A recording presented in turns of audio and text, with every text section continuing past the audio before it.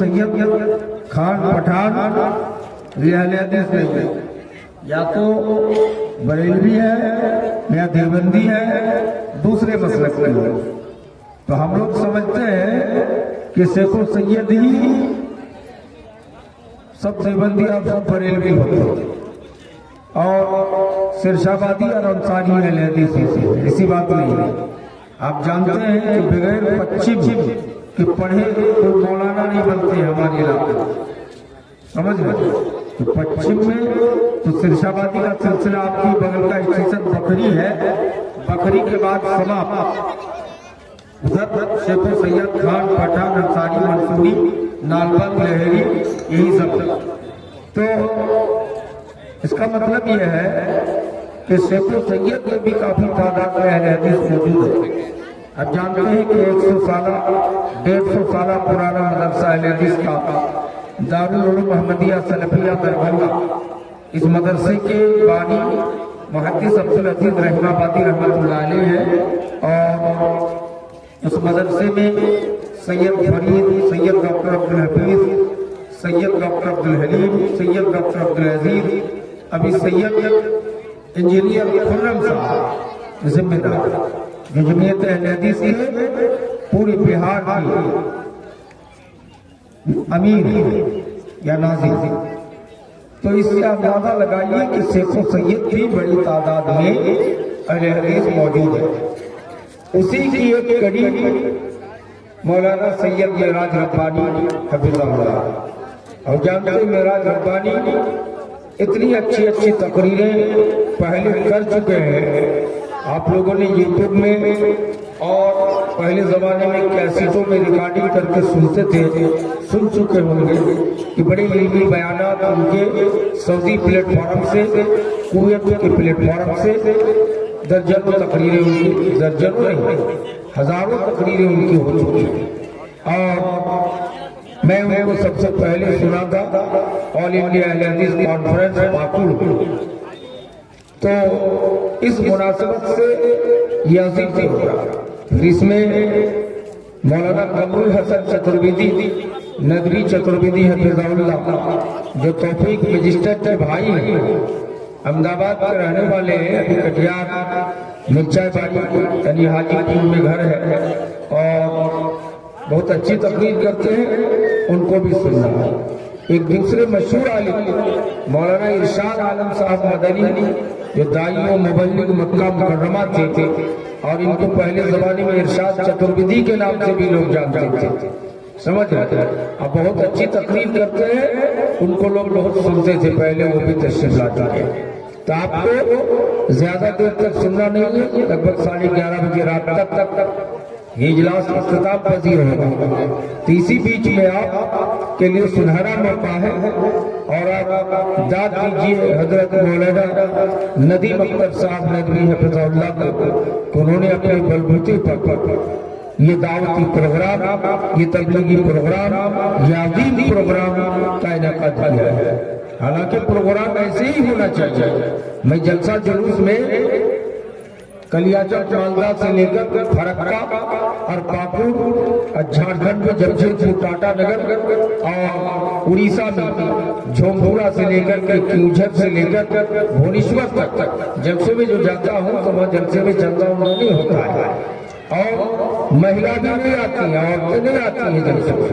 अगर कहीं आती है तो बड़ी हिफाजत के साथ उनको एक जगह में पैक करके पिंडाल पे रखा जाता है और वहाँ प्रोजेक्टर से ये मिनी पर्दा में वो लोग देख सकते हैं, तकरीर सुन सकते हैं। ये सिस्टम बहुत अच्छा है। उसी सिस्टम के पेश नजर जो है ये सब प्रोग्राम रखा गया है, समझ लीजिए। ये सलफ का तर्ज है, बुजुर्गान दीन का तर्ज है कि इसी तरह दीनी प्रोग्राम बगैर चलने के बातें की जाए और समझे। और एक बात मौलाना इनायतुल्लाह मदनी का नाम आपने सुना होगा, यूट्यूब में उन्होंने बयान दे दिया है कि कोई भी तकरीर सूर लगा के करना चाहे वो उर्दू है या बंगला, उसको बिदअत और हराम करार दे रहे हैं। بہت سے علماء اس کے قائل ہیں۔ اب بنگلہ دیش کے مشہور مولانا عبدالرزاق بن یوسف حفظہ اللہ تو یہاں تک کہتے ہیں کہ جو مولوی اردو یا بنگلہ میں رگھا کی تقریر کرے پور لگا کے، ان کو درخت میں ٹانگ اوپر کر کے باندھ دیجیے اور رات بھر اس کو کوڑا لگائیے، پیٹی، اور یہ عادت چھوڑائیے، یہ تقریر کی عادت نہیں ہے۔ کہتے ہیں انہوں نے کئی حدیثیں بھی پیش کی ہے کہ بخاری مسلم کی روایت ہے کہ اما عائشہ رضی اللہ تعالی عنہا بیان کرتی ہے کہ نبی کائنات صلی اللہ علیہ وسلم کی تقریریں انگلی پر گنی جا سکتی تھی، کیا کیا نبی بتاتے تھے۔ اور ایک روایت میں کہ نبی جب تقریر کرتے تھے تو لگتا تھا منظر الجیش، کسی لشکر کو ڈرانے والا، یعنی تھوڑا کڑک آواز میں بولتے تھے، ڈرانے کی آواز میں بولتے تھے، جیسے پاکستان کے علامہ احسان الہی ظہیر رحمت اللہ علیہ بولتے تھے رحمہ اللہ، انہیں کی طرف۔ تو یہ تو شیخ عنایت اللہ مدنی اور مولانا عبدالرزاق بن یوسف کا الگ معاملہ ہے، لیکن ہمارے سرشابادی معاشرے میں یہاں سے پاکستان، بنگلہ دیش اور بنگال، جھارکھنڈ میں خصوصاً سیمانچل ایریا میں یہ رواج ہے کہ ہم لوگ رگھانے والی تقریر کو پسند کرتے ہیں۔ اس کی خاص وجہ ہے کہ ہمارے علاقے میں زیادہ تر بنگلہ مقرر آتے ہیں، اور بنگلہ مقرر کی ہر ایک کی تقریریں سور لگا کر۔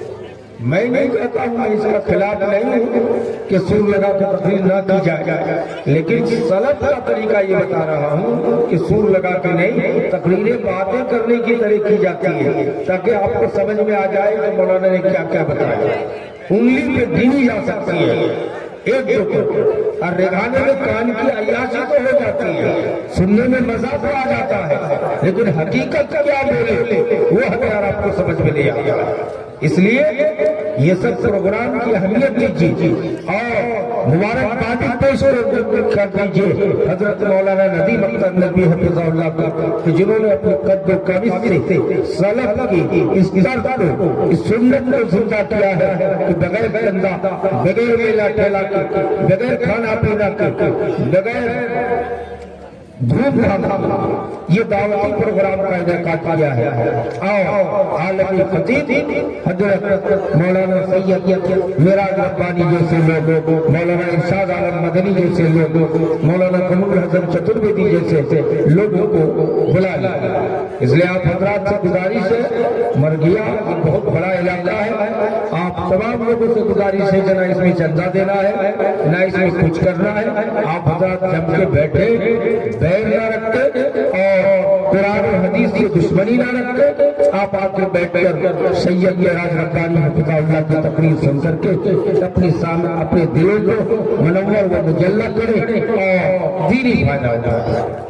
میرے بھائیوں، دوستوں، بزرگوں، میں پہلے سے تقریر بھی نہیں کر پاتا، اس کی وجہ ہے کہ حد سے زیادہ شوگر بڑھا رہا ہے۔ ڈائبٹیز پیشنٹ ہونے کی وجہ سے 2011 سے شوگر کا پیشنٹ ہوں، دوا کھاتے کھاتے ابھی 2025 میں آ کر کی طبیعت زیادہ مطمئن اور کمزور ناتواں ہو، جس کی وجہ سے آج روزانہ رات میں جگ کے جلسہ کرنا ہے اور دن میں 9 بجے سے 4 بجے تک اسکول میں ڈیوٹی کرنا ہے۔ اب جانتے ہیں کہ 13 فروری سے لے کر آج تک ایک دن بھی خالی نہیں۔ کل کے 23 فروری کو 2 جگہ پروگرام ہے، ایک پورا گاج میں تقریر تھی اور منجھیلی میں جہاں مولانا جرجیت صاحب آئے ہوئے تھے وہاں ہماری تقریر تھی نظام۔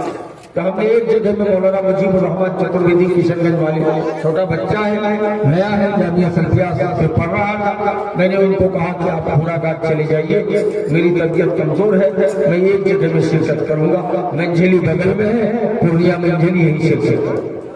آج 24 تاریخ کو آج ببلا گوڑا میں پروگرام ہے، اشتہار میں میرا بھی نام ہے، اور مولانا جرجیت صاحب اور بنگلہ کے مشہور خطبہ نور محمد بدمانی ایئرپورٹ پر پہنچ چکے ہیں، لیکن جا نہیں سکا۔ میں نے کہا کہ یہاں دعوتی پروگرام ہے اور ندیم اختر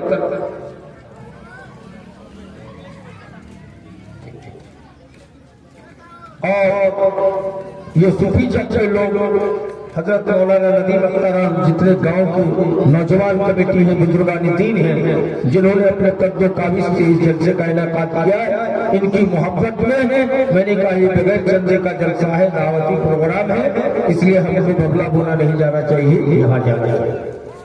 اس طرح 28 تک روزانہ پروگرام ہے میرے بھائی۔ کل پاکور میں بسمتیا میں، نہیں یہ پاکور کہتے ہیں، سپول ٹاپو علاقے میں بسمتیا میں بھی پروگرام ہے، اور ادھر پاکور میں ہے، تو پاکور جلسے کو پہلے ڈیٹ دیا تھا، اس لیے کل میں وہاں جانا ہے، سمجھ رہے۔ 26 کو دانی پور میں، 27 کو قدم کولا ارریا میں، اس طرح 28 تک یعنی رمضان المبارک کے پہلے جلسہ ہی جلسہ۔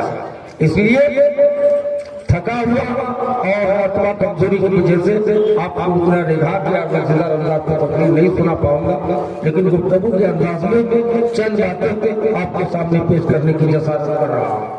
میں نے قرآن مقدس کی جو آیت پڑھی ہے، آیت کریمہ کا ترجمہ دیکھیے۔ نبی صلی اللہ علیہ وسلم کو مخاطب ہو کر اللہ کہتا ہے کہ نبی آپ کہہ دیجیے کل للمؤمنین یغضوا من ابصارہم، یہ نبی آپ مومن مردوں سے کہہ دیجیے کہ نگاہوں کو پست رکھیں۔ آپ کہیں گے مولانا عورتوں کو نگاہ پست رکھنے کی بات مان لیتے تھے، لیکن اللہ نے قرآن میں ہم مردوں کو بھی نگاہ پست رکھنے کے لیے کہا۔ جی ہاں، اس پر دلیلیں موجود ہیں۔ نبی کائنات صلی اللہ علیہ وسلم نے فرمایا کہ نظر خجاع، اچانک کی نظر اگر کسی عورت پر یا اجنبی علیحدہ پر پڑ جائے تو معاف ہے، لیکن اس کو لگاتار دیکھتے رہنا یا ٹک ٹک لگا کر دیکھنا حرام ہے، شریعت نے منع کیا ہے۔ یہ وجہ ہے کہ نبی صلی اللہ علیہ وسلم نے گھر میں داخل ہونے سے پہلے اجازت لینے کے لیے کہا ہے، سمجھ رہے ہیں، تاکہ کوئی اگر بے پردہ ہو یا سر پہ کپڑا نہ رکھا ہو تو سر سے کپڑا رکھو۔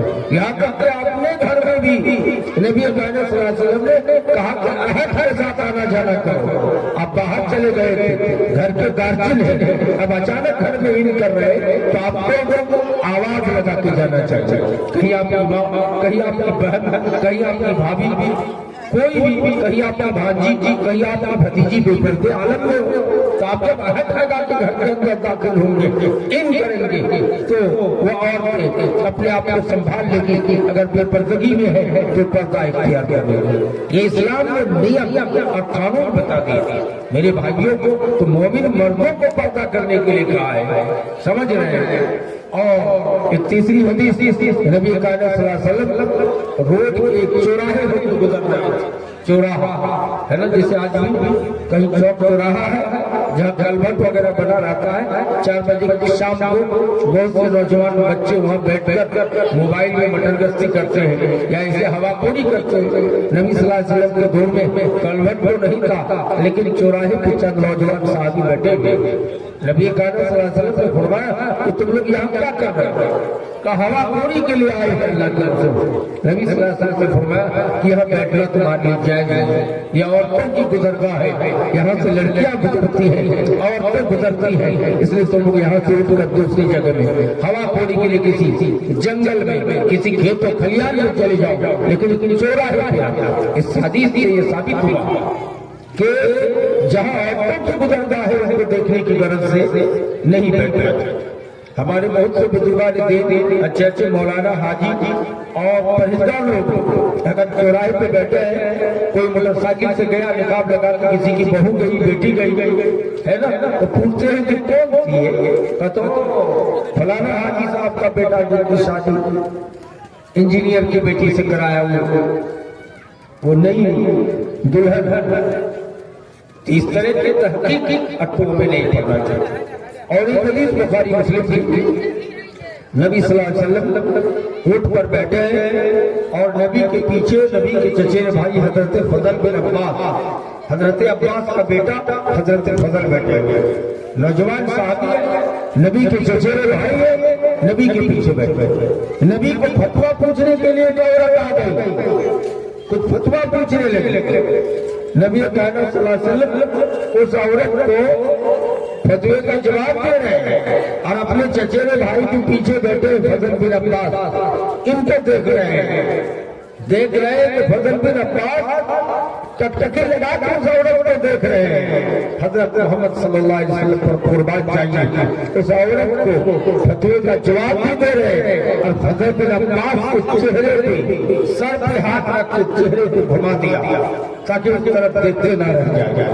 اس سے کیا ثابت ہوا کہ اجنبیہ عورت اجنبیہ لڑکی کی طرف ٹکٹکی لگا کے دیکھنا بار بار دیکھنا شریعت یہ حرام قرار دیا گیا ہے. سمجھ رہے ہیں. رہی بات اچانک کی نظر پر جائے, حدیث میں ہے کہ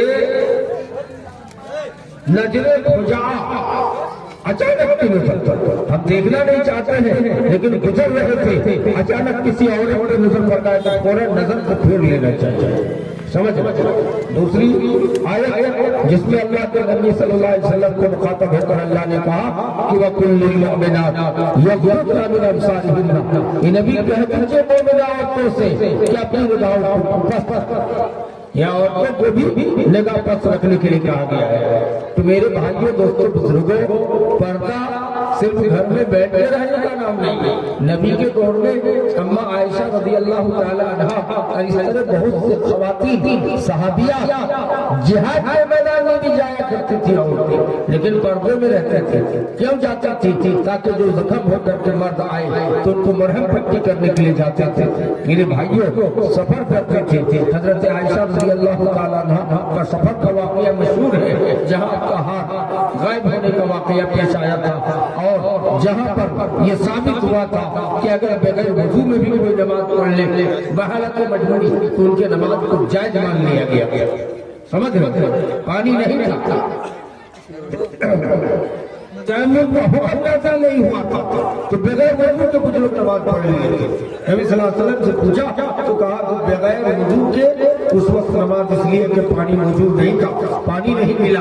اب تیمم کا حکم کہ مٹی سے تیمم کر کے نماز پڑھ لے, اس کا حکم نازل نہیں ہوا تھا. تو میرے بھائی میں آپ کو کہنا چاہوں گا کہ اما عائشہ رضی اللہ تعالیٰ عنہ کی سنت, حضرت فاطمہ رضی اللہ تعالیٰ عنہ نبی کی لگتے جگر ہے, نبی کی بیٹی ہے, جنت کی عورتوں کی سرکار ہے, ان کی سنت کو دیکھیے. میں اور ایک بات کہنا چاہوں گا کہ آپ اکثر مولویوں کی زبانی بنگلہ زبان پہ ہم لوگ تقریر سنتے ہیں ہماری مار بیٹھے کہ ماں کو کثیر تعداد میں جہنم کے جلتے ہوئے دیکھا صدقہ کرو وغیرہ سنتے ہیں کہ ہماری مائیں سوچتی ہوں گی کہ مذہب اسلام نے عورتوں پر ظلم کیا ہے. نہیں میری مائیں, مذہب اسلام نے آپ کو سب سے زیادہ اونچا مقام دیا ہے. آپ یہ ہرگز نہ سوچیں کہ ہم پردے میں ہم کو جیل میں بند کر دیا ہے. نہیں میری مائیں, میری بیٹیاں, آپ کے نام پر یہ پیغام ہے کہ آپ کسی بھی طرح سے اسلام سے برگشتہ نہ ہو, اسلام سے بیزار نہ ہو. آپ کو ہر وقت حضرت عمر کی یہ حدیث رضیت باللہ ربا وبالاسلام دینا وبمحمد رسولا, اس حدیث کو پڑھنا چاہیے کہ ہم اسلام کو اسلام مان کے راضی ہیں اور محمد صلی اللہ علیہ وسلم کو رسول مان کے راضی ہیں, اللہ کو رب مان کے راضی ہیں. میری مائیں, آج شرشہ بازی کی بہت ساری بچیاں غیر مسلم لڑکوں کے ساتھ لب جہاد کے نام پر غیر مسلم لڑکوں کے ساتھ بھاگ کر اسی فراری پرکھن کی درجنوں بیٹیاں غیر مسلم کے ساتھ ہندو بن گئی ہے. سندور لگا کر کے کوئی بمبئی, کوئی دلی, کوئی کیرل, کوئی راجستھان کر رہے ہیں. یہ افسوس کا مقام ہے. میری مائیں, میری بیٹیوں کہ تمہارا حق ادھر جب جا رہا ہے. کہتے اسلام نے آپ کو اونچا مقام نہیں دیا, آپ کو اونچا مقام دکھا رہا ہوں دنیا کی کسی بھی دھارمک کتاب میں. میری مائیں عورتوں کو زمین میں حصہ, مکان میں حصہ, گھروں میں حصہ دینے کا حکم موجود نہیں, لیکن واحد کتاب قرآن پاک نے بیان کر دیا ہے وَلِلذَّكَرِ مِثْلُ حَظِّ الْأُنثَيَيْنِ کے تحت کہ بیٹیوں کو بھی زمین میں حصہ دیا جائے گا. اگر نہ دے تو گارجین گنہگار ہوگا, پاپی ہوگا. گارجین کی ساری نیکیوں کو اللہ رائیگا کر دے گا, برباد کر دے گا اگر بیٹیوں کو حصہ نہ دے. حتیٰ کہ اگر بیٹا کو آپ نے دو پکا کا روح بنا دیا ہے تو بیٹیوں کو ایک پکے کا روح کا پیسہ دینا ہوگا. حتیٰ کہ گھرائی جس میں مکان بناتے ہیں اگر بیٹا لوگوں کو دو کٹھا دیے ہیں تو بیٹیوں کو ایک کٹھا کی قیمت دینا ہوگا. جو خرید لے لیکن بیٹیوں کو حصہ دینا ہے۔ میری مائیں، دنیا کے کسی دھرم نے بیٹیوں کو میراث نہیں دیا ہے، لیکن مذہب اسلام نے میراث دیا ہے۔ یہ اسلام کی چال ہے کہ دنیا کے ہر دھرم سے اتم دھرم اسلام ہے۔ میری مائیں، آپ کے ساتھ اسلام نے کیا بتایا کہ آپ کو پتا ہے، شروع اسلام میں ہندو دھرم میں بیٹی پیدا ہوتے ہی زمین میں گاڑ دیا جاتا تھا۔ بیٹی پیدا ہوتے ہی زمین میں گاڑ دیتے تھے۔ کچھ لوگ بیٹی کو لے جا کر کنویں میں گرا کے پتھر مار مار کے سب صاف کرتے تھے۔ آج سرکار نعرہ لگا رہی ہے کہ بیٹی بچاؤ بیٹی پڑھاؤ، یہ آج کا نعرہ ہے۔ نبی نے 1500-1600 سال پہلے بول دیا کہ طلب العلم فریضہ علی کل مسلم، علم کا طلب کرنا فرض ہے مسلمان مردہ ہوا۔ حالانکہ اس وقت شراب پیتے تھے لوگ، زنا کرتے تھے، ڈاکہ زنی کرتے تھے، چوری کرتے تھے، جوا کھیلتے تھے، شطرنج کھیلتے تھے، دنیا کی ہر برائی عرب کے اندر موجود تھا، لیکن کسی چیز سے روکا نہیں۔ اللہ نے سب سے پہلا وہی پہلی سزا یہ کہا نبی کو امت کو پڑھنے کے لیے۔ اور اگر ہم تعلیم میں پیچھے ہو گئے کہ نہیں، تعلیم میں اتنا پیچھے ہے کہ مفتی اسرائیلی پوری دنیا میں جتنا سائنٹسٹ موجود نہیں ہے اتنا سائنٹسٹ مفتی پر اسرائیلیوں کے پاس موجود ہے، جو مسلمانوں کے ساتھ ظلم کر رہا ہے۔ آپ کو پتا ہے 1.5 لاکھ مسلمان مرد اور بچوں کو ذبح کر کے سمندر پہ ڈالنے کا کام کیا ہے۔ 55 سے زیادہ ملکوں میں مسلمانوں کی حکومت ہے، لیکن کسی کی کان پہ جوئی تک نہیں دے رہی، ہمت نہیں ہے، ہتھیار نہیں ہے کہ اس کا جا کے مقابلہ کر سکے۔ اور جانتے ہیں جہاں فلسطین جس کو اسرائیلی قبضہ کر رہے ہیں، کسی کا پیڑ لگا رہے ہیں، ببول کا پیڑ لگا رہے ہیں۔ کیوں؟ بخاری شریف کی حدیث ہے، قرب قیامت میں یہود کو تلاش پیٹا جائے گا، دبا دیا جائے گا، حتیٰ کہ ایک یہودی آم کے پیڑ میں چھپے گا جنگل میں، تو آم کا پیڑ کو اللہ طاقت دے گا، چل کر کے آم کا پیڑ آ جائے گا۔ اے مسلمان بھائی، یہاں پر ایک یہودی چھپا ہے، پتھر میں چھپے گا، پتھر آ کے گواہی پیش کرے گا۔ یہ بخاری شریف کی روایت میں موجود ہے، لیکن نبی نے فرمایا گرگت کا پیڑ، اکثر علماء کا کہنا یہ ببول کا پیڑ ہے، یہ پیڑ گواہی نہیں دے گا۔ اس لیے مقبوضہ فلسطین جس کو قبضہ کر رہے ہیں فلسطین کی اسرائیلی، وہاں اب تک 2.5 کروڑ سے زیادہ گرگت کا پیڑ، ببول کا پیڑ لگا دیا۔ کتنا وشواس ہے حدیث رسول پر، کافر ہے، اسلام کا دشمن ہے، لیکن نبی کی اس حدیث پر کتنا وشواس ہے کہ اپنی جان بچاؤ کے لیے گرگت کا پیڑ، ببول کا پیڑ لگا رہے ہیں۔ میرے بھائی، 55 سے زیادہ ملکوں میں مسلمان حکومت رہ کر کبھی روہنگیا میں، برما میں روہنگیا مسلمانوں کو ذبح کیا جا رہا ہے، لیکن کسی کو کچھ کہنے کی طاقت نہیں۔ اگر علم ہوتا، ہتھیار ہوتا، آج وہ دور نہیں ہے پہلوانی کا دور کہ لڑائی کر کے رستم پہلوان اور سہراب پہلوان، وہ سب کچھ نہیں ہے۔ آج ایک لیڈر آدمی، ایک دبلا پتلا آدمی، ایک مرلہ آدمی اگر چاہے تو امریکہ میں بیٹھ کر، دلی میں بیٹھ کر اگر چاہے تو کٹیاک ضلع کو 2 منٹ میں ختم کریں گے، قلم کے برابر میزائل کو داغ کر بھیجے گا، وہ میزائل آ کے یہاں برس کر جائے گا، پورا ضلع کہ سب لوگ مر کر راکھ ہو جائے گا۔ یہ دنیا ترقی کر دے گی، ہتھیار ہوگا تب۔ اس لیے تو اقبال نے کہا تھا کہ دنیا تو ترقی کر گئی چاند ستاروں سے آگے، تم مسلح میں بیٹھ کر دعا مانگ رہے ہو، اور اس لیے دعا مانگنے سے کام نہیں چلے گا۔ اسلام نے یہ بھی سکھایا تھا کہ محلہ کا دور صرف مسجد تک ہے، مسجد کے ساتھ ساتھ حضرت عمر 6 زبانوں کے ماہر تھے، ہر ایک وقت میں عالم دین کو ایک بہت بڑا عالم، ایک بہت بڑا لیڈر، ایک بہت بڑا جانکار، ایک بہت بڑا معلم، ایک بہت بڑا شاگرد، ایک بہت بڑا لیڈر، شپ کا بھی کردار ادا کرنا ہوگا۔ میرے بھائیوں، دوستوں، بزرگوں کو میں یہ کہنا چاہتا ہوں کہ عیسائیوں کو اسرائیلیوں کو وشواس ہے اور وہ علم میں آگے بڑھ گئے، اتنا زیادہ علم حاصل کیا، جس کے یہاں دھارمک حکم موجود ہے پڑھنے کا، آج ہم تعلیم کے پیچھے ہو گئے۔ تو میری مائیں، آپ کو اونچا مقام کس نے دیا؟ مذہب اسلام۔ پہلے لوگ گاڑ دیتے تھے، کیسے اونچا مقام دیا؟ حدیث دیکھتی، نبی کائنات صلی اللہ علیہ وسلم نے مسجد نبی میں ارشاد فرمایا، جس نے 3 بیٹی کو پالا پوسا اور اچھے گھرانے میں شادی کرا دی، اس بیٹی کے باپ کے لیے جنت واجب تھی۔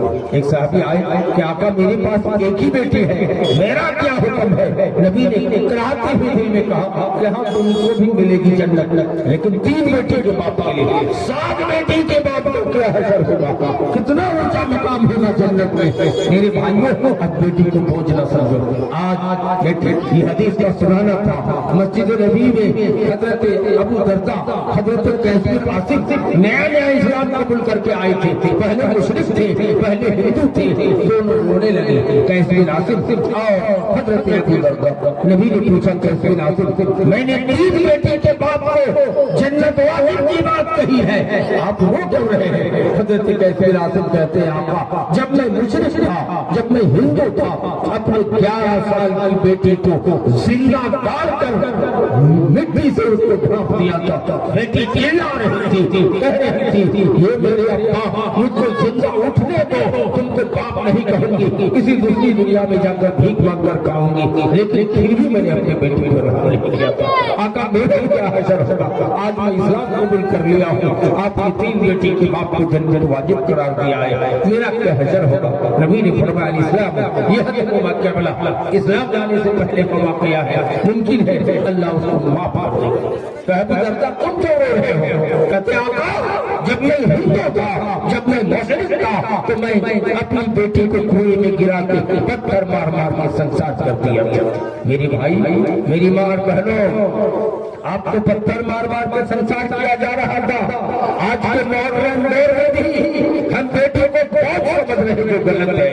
بہت سے لوگ ہیں کہ بیٹی کو اگر پیٹ میں پتہ چلے تو دوائیاں کھلا کر کے ماں کے پیٹ سے اس کو زندہ گاڑ دیا جاتا تھا۔ آج کے ماڈرن دور میں ہم اپنی بیٹیوں کو، اپنے بچوں کو ماں کے پیٹ میں 6 مہینے کا حمل گرا کر کے اس بچے کو مار ڈالتے ہیں۔ آپ کو پتا ہونا چاہیے اللہ نے قرآن میں کہا ہے کہ اِذَا الْمَوْءُودَةُ سُئِلَتْ بِأَيِّ ذَنبٍ قُتِلَتْ، قیامت کے میدان میں اللہ پوچھا جائے گا کہ کس جرم کی بنیاد پر اس بچے کو اپنی ماں کے پیٹ پر دوائیاں کھلا کر کے حمل پر گرا دیا ہے، کیوں گرا دیا ہے، کیوں مار دیا ہے؟ یہ مذہب اسلام کا درس ہے میری بھائی۔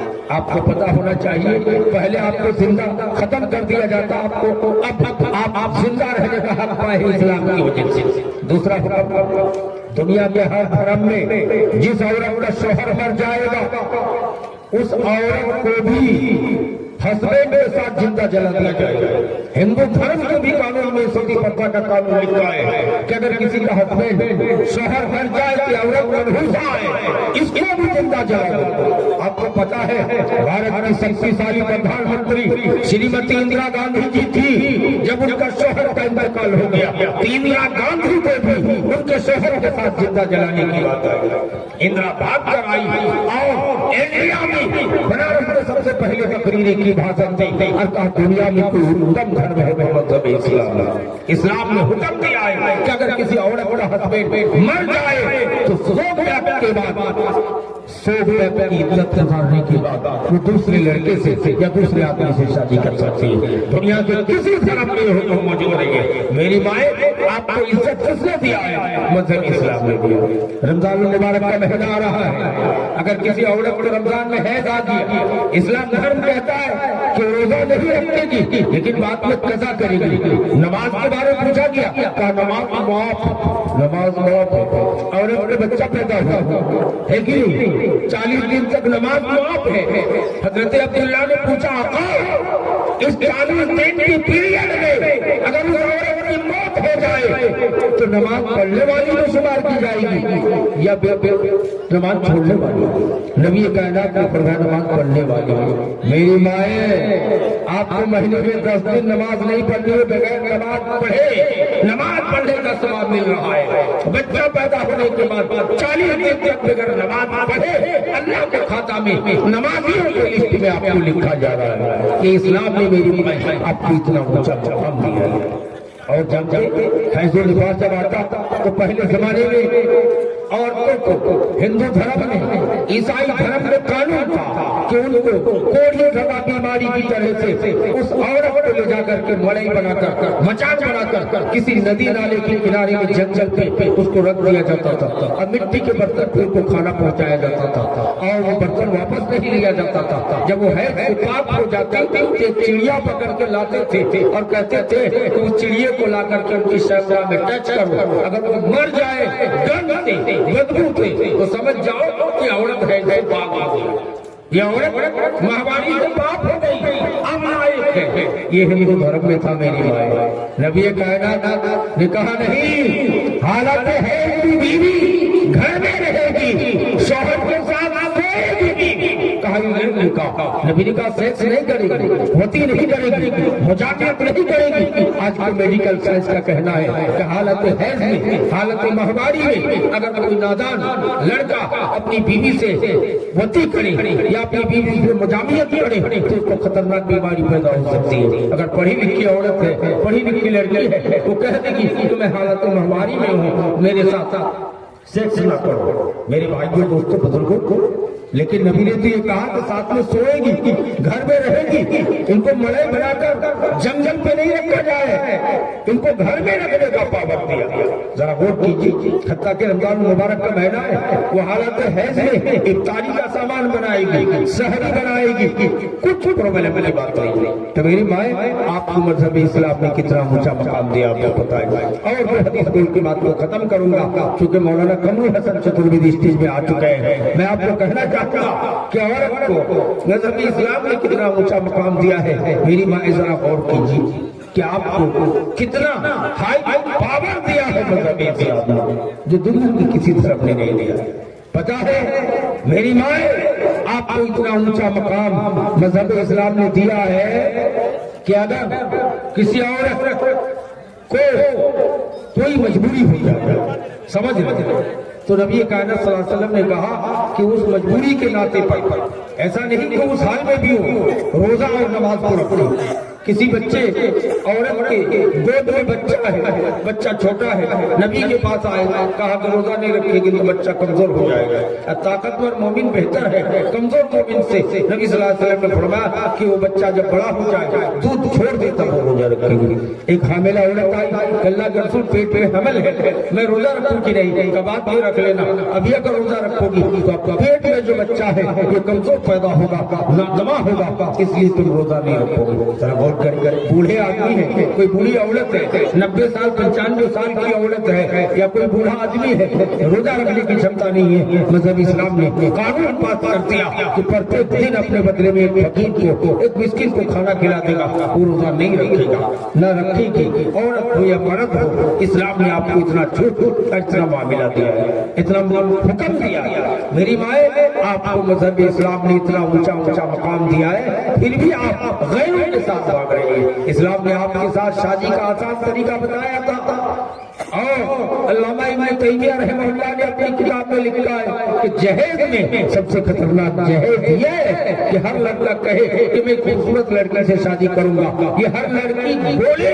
कि मैं खूबसूरत लड़के से शादी करूंगा। सबसे खतरनाक जहेज ये। कहेंगे मौलाना ये तो सुना नहीं था, पैसा कौड़ी का जहेज तो सुना था, अरे ये खतरनाक जहेज है। क्यों?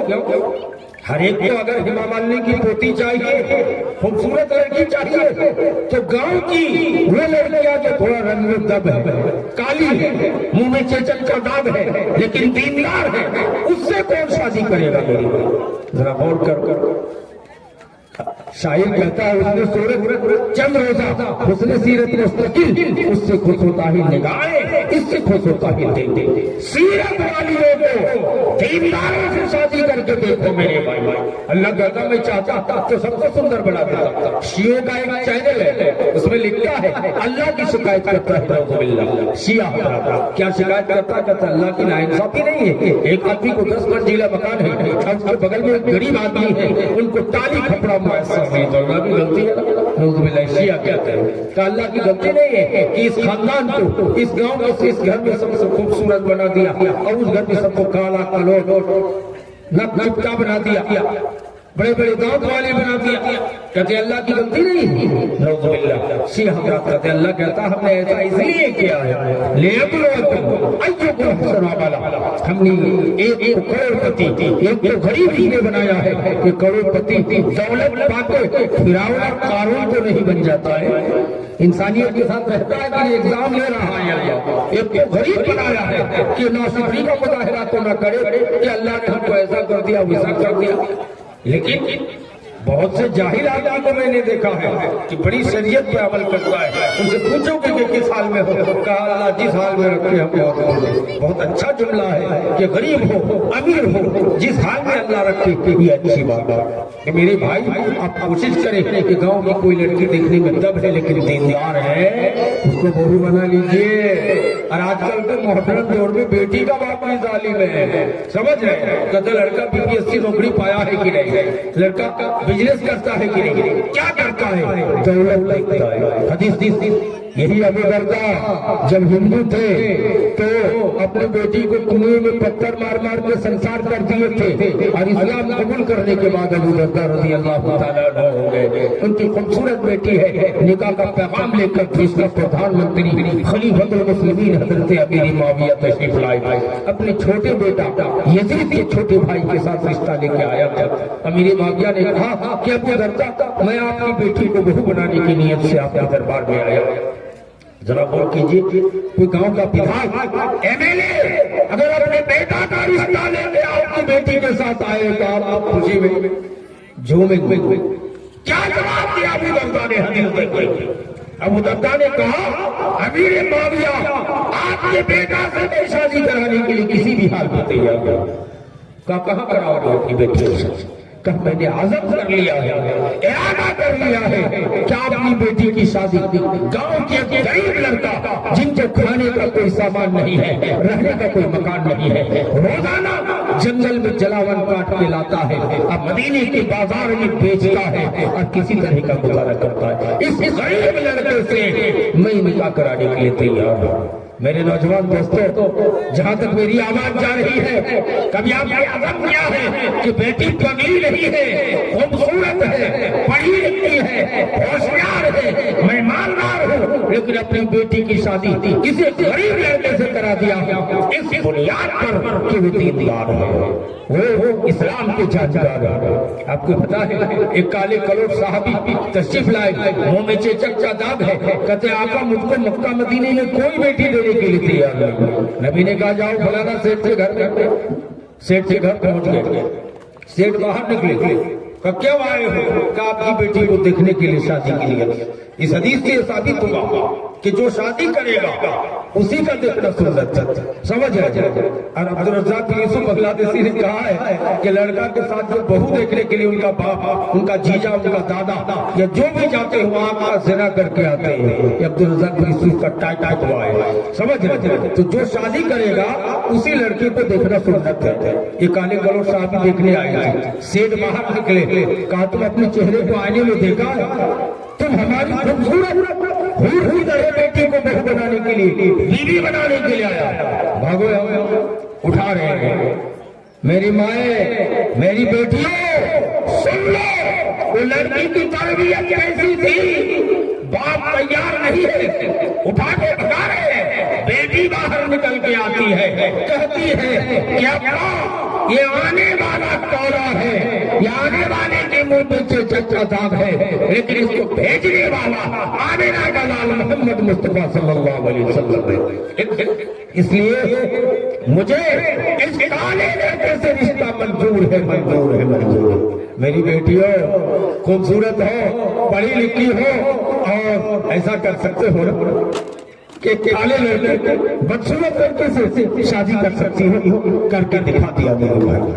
ذرا غور کیجیے، ایک سرسا بادی کا نام لینا نہیں چاہتا تھا، ان کی بیٹی MBBS کر رہی تھی، پٹنہ میڈیکل سائنس کالج سے کہہ رہی تھی کہ ہمارا جوڑا نہیں مل پا رہا ہے۔ ان کا باپ نہیں بول رہا تھا کہ سرسا بادی میں ہمارے بیٹی کا جوڑا نہیں مل رہا ہے۔ آپ کو پتا ہے کچھ ہی دنوں کے بعد خبر ملی کہ پٹنہ ہائی کورٹ میں جا کر کے ان کی بیٹی ایک راجپوت لڑکے سے جا کر کے کورٹ میں کرا دیا ہے۔ افسوس کیا ہو گیا ہے میرے بھائی؟ ایک تو ہم نے غلط طریقے سے بارات بھیج کر کے ظاہرانہ رسم کو، ہندوانہ رسم کو رائج کیا ہے۔ آج جانتے ہیں بارات آئے ہیں 450، فتویٰ بازی کیا ہو رہی ہے کہ نکاح پڑھانے کے لیے بیٹی لڑکی کے پاس جانا حدیث سے ثابت نہیں ہوئی۔ ٹھیک ہے، ثابت نہیں ہے تو مت جاؤ، لیکن 450 بارات لے کے آئے ہو، یہ کہاں سے ثابت ہے؟ حضور کے دور کی شادی ہے، ایک لڑکے سے پوچھا کہ تم شادی کرنا چاہتے ہو؟ جی کہ لڑکی دیکھے ہوگا، دیکھا ہوگا، پسند ہے؟ جی۔ نبی نے لڑکی کے باپ کو بلایا کہ آپ کی بیٹی سے یہ بیاہ کرنا چاہتے ہیں، آپ راضی ہیں؟ کہا کہ ہاں راضی ہیں، ہماری بیٹی بھی راضی ہے۔ نبی کھڑے ہو گئے، نہ سر پہ لال ٹوپی لگایا گیا، نہ کوئی صحرا کا الگ سے کپڑا پہنایا گیا، وہی کھڑے ہو کر قرآن کی مشہور 3 آیتیں پڑھ کے آپ نے نکاح پڑھا دیا۔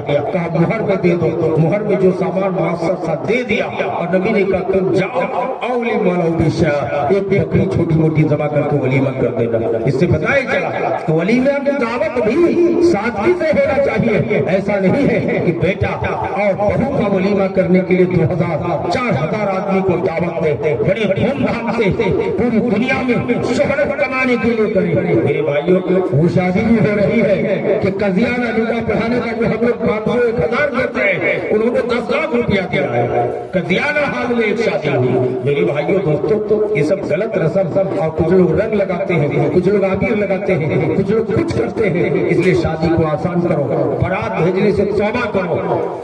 ڈائریکٹ تو چھوڑ نہیں پاؤ گے، لیکن کوشش کرو کہ 50 گاڑی کی جگہ 2 گاڑی بھیجے، 3 گاڑی بھیجے۔ اس طرح بارات کو اور پیسہ گن کے لینے کی بری عادت جس کو پوری دنیا جانتی ہے کہ حرام ہے، یہ بھیک ہے، اس کا کھانا حرام ہے۔ بعض علماء نے لکھا ہے کہ یہ بیٹی کے باپ سے ظالمانہ طور پر پیسہ لے کے کھانا اس سور کے گوشت پانے کے مترادف ہے۔ میرے بھائی اس لیے ہم اس طرح پیسہ لے کر بیٹی کے باپ کو بھیجنا بنے ہے کہ نہیں۔ ایک آدمی کا بیٹا انجینئر تھا، 4 ویلر گاڑی مانگ رہا تھا، تو بیرا میں ہم لوگوں کو بلایا گیا، شیخ انعام الحق مدنی بھی پہنچے تھے، سمجھ رہے ہیں؟ تو کہتے ہیں حاجی صاحب آپ اپنے بیٹا کے لیے سنتے بہت کچھ مانگتے نہیں۔ تو حاجی صاحب کہہ رہے ہیں کہ ہم کسی کی طرح سور کھانے والا نہیں ہے۔ وہ بنگلہ میں بول رہے تھے کہ ہم ہی کہانی ٹھیک ہے سور کھا لو جو بیٹی باپر کستے کیا ظلم کرے کچھ হ্যাঁ বিহাই একটা কথা তোমার জামাই ইঞ্জিনিয়ার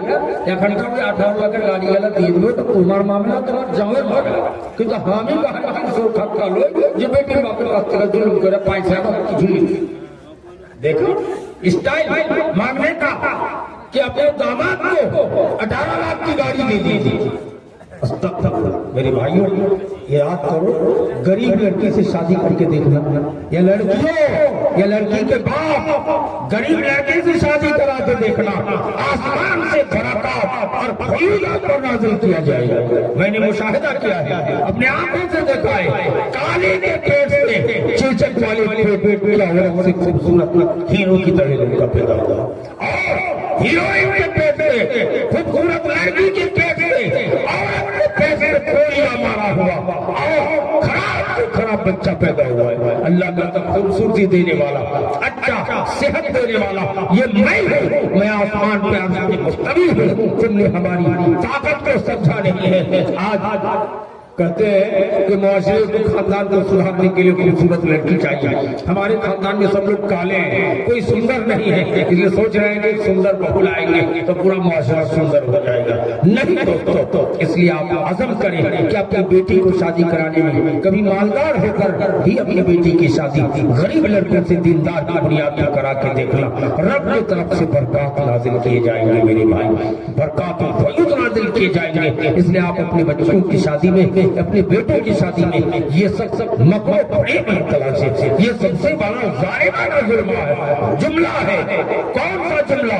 کہتے ہیں کہ لڑکا کیا کرتا ہے، نوکری میں ہے کہ نہیں، پیسے والے ہے کہ نہیں، زمین ہے کہ نہیں۔ نبی کے دور میں صحابہ کرام یہ سب نہیں دیکھتے تھے، پوچھتے تھے لڑکا دیندار ہے کہ نہیں، لڑکا شراب تو نہیں پیتا ہے، لڑکا بے نمازی تو نہیں ہے، لڑکا شریعت کے خلاف تو نہیں ہے۔ اگر شریعت کے مطابق ہے تو قریب سے قریب لڑکے سے شادی کرا دیا جاتا۔ میرے بھائیوں، اگر آپ کالے کلوٹ اور منہ میں چیچک کے داغ والی لڑکیوں سے شادی نہیں کرو گے، اپنے بیٹا کی شادی نہیں کراؤ گے، تو کن کے ساتھ بھاگنے کے لیے اس کو چھوڑ رہے ہو؟ غیر قوموں کے ساتھ، پولیس کے ساتھ، غیروں کے ساتھ بھاگنے کے لیے مجبور کر رہے ہیں۔ اس لیے میرے نوجوان دوستوں، عزم کرنا کہ میں خوبصورت ہوں، پیسہ والا ہوں، لیکن ایک کالی لڑکی سے اگر وہ بیٹھی ہے، شادی نہیں ہو رہی ہے، سب دیکھ کے چلا جا رہا ہے چھانٹ کر، میں ان سے شادی کر کے دکھاؤں، یقیناً اللہ تبارک و تعالیٰ آپ کی دین دنیا دونوں چیزوں میں برکت عطا فرمائے گا۔ میرے بھائیوں، دوستوں، بزرگوں، میں آپ اپنی بہنوں سے گزارش کرتا ہوں کہ مذہب اسلام نے درجنوں اعتبار سے آپ کو میری مائیں اونچا مقام مذہب اسلام نے دیا ہے۔ اتنا اونچا مقام دنیا میں کسی دھرم نے نہیں دیا ہے۔ اس لیے آپ کو ہر حال میں یہ کہنا چاہیے، یہ حدیث پڑھنی چاہیے کہ ہم اللہ کو اللہ مان کے راضی ہے، اور دین مذہب اسلام کو دین پا کر کے خوش ہے، راضی ہے، محمد کو رسول پا کے خوش ہے۔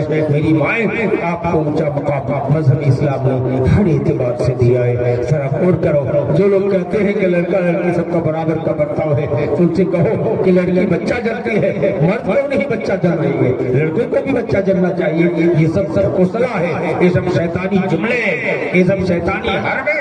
آج کہہ رہی ہے سرکار کی بیٹی پڑھاؤ، بیٹی بچاؤ۔ امام کائنات نے پریکٹیکلی طور پر بیٹی پڑھانے کا اور بیٹی بچانے کا حکم نازل کر دیا ہے۔ ایک جملہ کہہ کر اپنی بات کو ختم کروں گا۔ سعودی عرب کے اندر ایک عورت لندن سے پڑھ کر کے بہت بڑی سول سرجن، اتنی بڑی سرجن ڈاکٹر بنی کہ پورے سعودی مکہ مدنی کے لوگ اپنے پیسے کو ہی لے جاتے تھے، مہیلا پیسے سے، کہتا آپریشن کے تھیٹر میں لے جا کر، او ٹی میں لے جا کر، پتہ نہیں اس کو ننگا کر دیا جاتا ہو۔ بے پردگی تو ہوتی ہی ہوتی، اگر پیٹ کا آپریشن ہے آٹومیٹک بات ہے، اور یا بچے کے تولد کا معاملہ کہتے ہیں کہ مہیلا نرس رہتی ہے، لیکن ساتھ ساتھ میں جینس ڈاکٹر بھی رہتا ہے، تو بے پردگی ہونے کا سبب ہے۔ اگر کوئی لیڈیز ہی ڈاکٹر ہو اور لیڈیز ہی نرس ہو تو بے پردگی ہونے کا کوئی سبب نہیں۔ تو سعودی عرب کی عورت ڈاکٹر بن کر کے پوری سعودیہ کو مہیلاؤں پیسنجر کی بھیڑ لگی رہتی تھی۔ عرب کے مفتی اعظم علامہ شیخ عبدالعزیز بن عبد اللہ نواز رحمۃ اللہ علیہ سے فتویٰ پوچھنے کے لیے لوگ آئے ہیں کہ یہ عورت پتہ نہیں لندن سے پڑھ کے آئی ہے، بے پردگی کے ساتھ پڑھی، فل پیٹ پہن کر پڑھی، یا کیسے پڑھی، یا کیا کی، اللہ بہتر جانے۔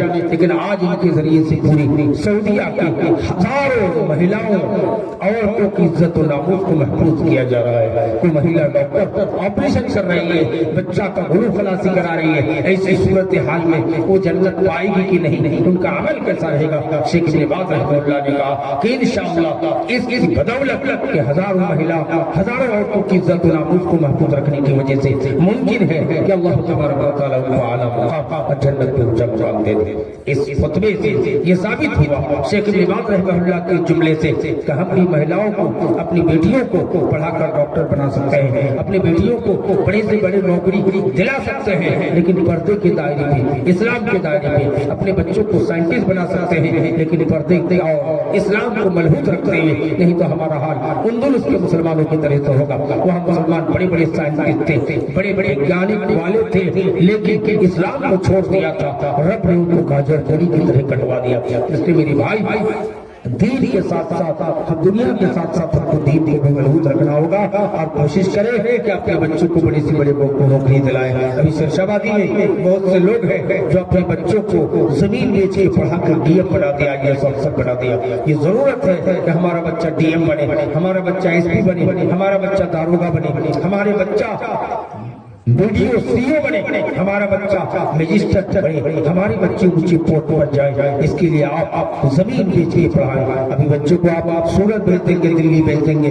तो 10,000 20,000 महीना भेजेगा, आपको खाने में अच्छा लगेगा, लेकिन ये खाना नहीं है, ये जहर है, आप जहर पी रहे हैं। अगर ये पैसा न लेकर बच्चों को पढ़ाते तो कामयाब कामयाब होते। अल्लाह ताला से दुआ करो कि हम अपने बच्चों को, अपनी बेटा बेटियों को जाहिल नहीं रखेंगे, किसी को मदरसे में मौलाना बनाएंगे, किसी को हाफिज कुरान बनाएंगे, किसी को साइंटिस्ट बनाएंगे, किसी को वीडियो सीओ बनाएंगे, किसी को डीएम डीएससी बनाएंगे, किसी को दरोगा एसपी बनाने की तैयारी करेंगे, तभी हम कामयाब कामयाब हो सकते हैं। और मेरी माँ और बहनों से गुजारिश है कि आप इस्लाम का मुताला करें। आज के मॉडर्न दौर में हिंदी हर जबान की किताबें आ चुकी हैं, देखें क्या औरत को आप लोगों को इस्लाम ने कितना ऊंचा मकाम दिया है। आप इस्लाम से बेजार होकर हरगिज़ लब जिहाद या लॉब का सिस्टम गैर कौम लड़कों से हरगिज़ ना करें, ऐसा रुख ना करें, नहीं तो आप गैर मुस्लिम होकर दायमी जहन्नमी हो जाइएगा। इसलिए मेरी माएँ, मेरे बुजुर्गों, मेरी बेटियों, आपसे निवेदन है, आपसे गुजारिश है कि इस्लाम जैसा उत्तम धर्म, इस्लाम जैसे अच्छा बर्ताव माए आपके साथ दुनिया के किसी धर्म ने नहीं किया है, इसलिए इस्लाम से खुश हो जाइए। अल्लाह ताला हम तमाम मुसलमानों को, हमारी माँ और बहनों को इस्लाम की हकीकत और इस्लाम में औरतों के मकाम हम सबको समझने की तौफीक अता फरमाए। अस्सलामु अलैकुम व रहमतुल्लाहि व बरकातहू। वालेकुम अस्सलाम व रहमतुल्लाह।